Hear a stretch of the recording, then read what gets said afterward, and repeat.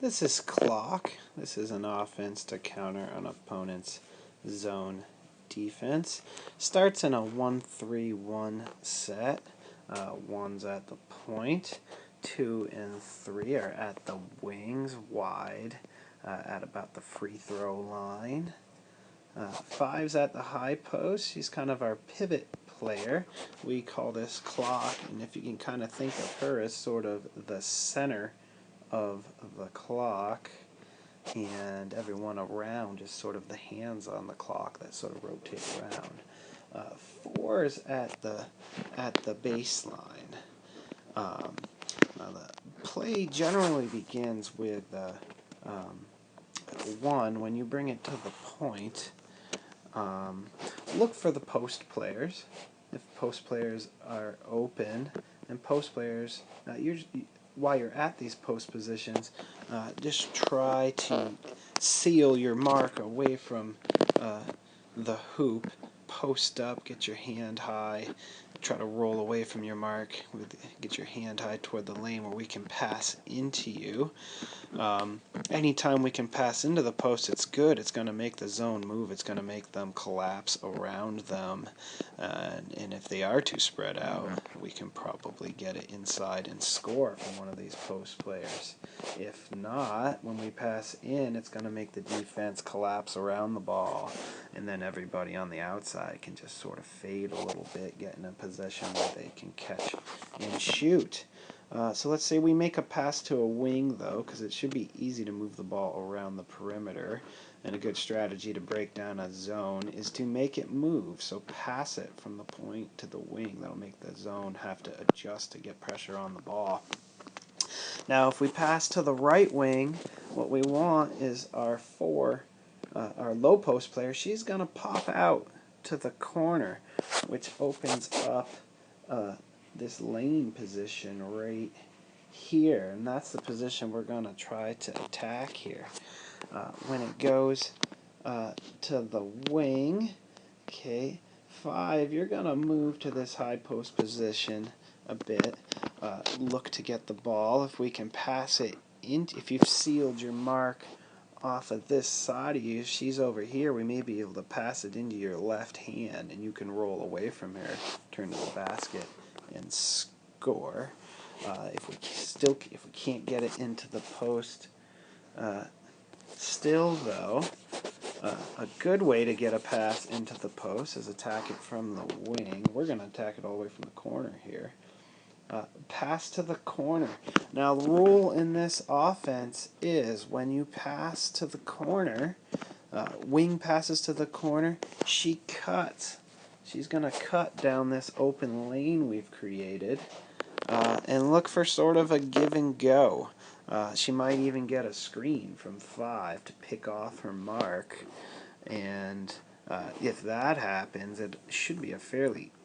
what we hope for is when 4, when she popped out here, the player at the bottom of the zone might come out to defend her, which might leave this low lane block open. That's why we have our wing player cut down that lane when she passes to the corner. When 2 cuts down that lane, 1 and 3, you're going to just rotate to balance the floor out. If we get the pass into the post, 2, you're going to try to score the ball, or if you can't, if you're stopped, look for 5. I'm just going to back that up one step. Let's say 2 gets this ball here. Okay, some things you're looking for, and as this is developing, 1 is moving into this spot, 2's moving into the 3's moving here. We're just rotating to fill. If 2's open, she's gonna score. If she's stopped at the post, she'll look for 5. Is gonna cut down, because one thing that might happen is the top of the zone might rotate down to stop 2, which leaves 5 open, so 5 can cut down the lane, look for a dish from 2 to 5 for a power layup. If those options are stopped, let me just erase some of these lines, a mess here. Okay, 2 might just reverse it back out to the wing. If she does that, she doesn't want to hang out here in the lane. She'll get a 3-second call. She's going to exit the lane out the weak side and make her way out here to the wing. Looks like this. Okay, there'll be kind of two options. As two exits, we've opened up that lane again. 5 will then kind of show here at the post. She's still posting up. She's still looking to seal, find an opening in there, seal her mark away from the ball in the hoop, and get a pass where she can roll to the hoop and score. If the reversal starts, as the ball moves there, 5, she's always moving to show. She's kind of, number 5, our pivot player, she's the center of the clock. Her movements kind of go from the free throw line to the high post to the low post, back up, and then to the high post, to the low post, back up. She kind of works in a mini triangle all around this area. She's got to be mindful, though, of each time. She's got to make sure every 3 seconds she's getting out of the paint to avoid a 3-second call. So she can't get lazy in there standing in the paint. She's got to keep moving that triangle, making sure she doesn't get a 3-second call. Alright, so if the reversal starts, as the reversal has gone back to the point, 4 is moving back into a post position, trying to post up in there. Now we're running the play down the left side. Once this play goes to the left wing, 4, she's our baseline runner.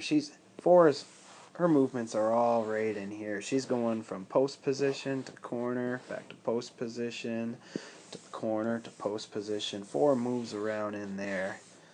So the movements kind of go. 4's, she's running the baseline around here. Well, actually, even with the low blocks, but down low. 5 works that triangles around the lane, and all the perimeter players, their movements go cut to the lane, exit out the lane, back to the wing, to the point, all around the perimeter here. This is why we call it clock. You can see 5 is sort of the center of the clock. Everyone else is like the hands of the clock. Just erase those lines. Okay, so we're running it down the left side now. There goes 4 out to the corner. Hopefully she's pulled the bottom of the defense out away from the hoop with her, creating that lane. 5, if 2 passes to the corner, she's going to make that cut. 3 and 1 are rotating to fill. 4's looking for a post entry pass. Oop, she got it right into the low post. Defense is going to rotate to stop 2, so 5 is going to look to show down the lane. Ooh, we got that pass, so 5's going in for a power layup. Shot goes in the air. We want everybody crashing the hoop for the rebound, except for actually one. Whoever the point is going to drop to just for protection. Everybody else is going to crash the boards to try to get a second chance basket. And that is clock. Another pattern offense to counter a zone D.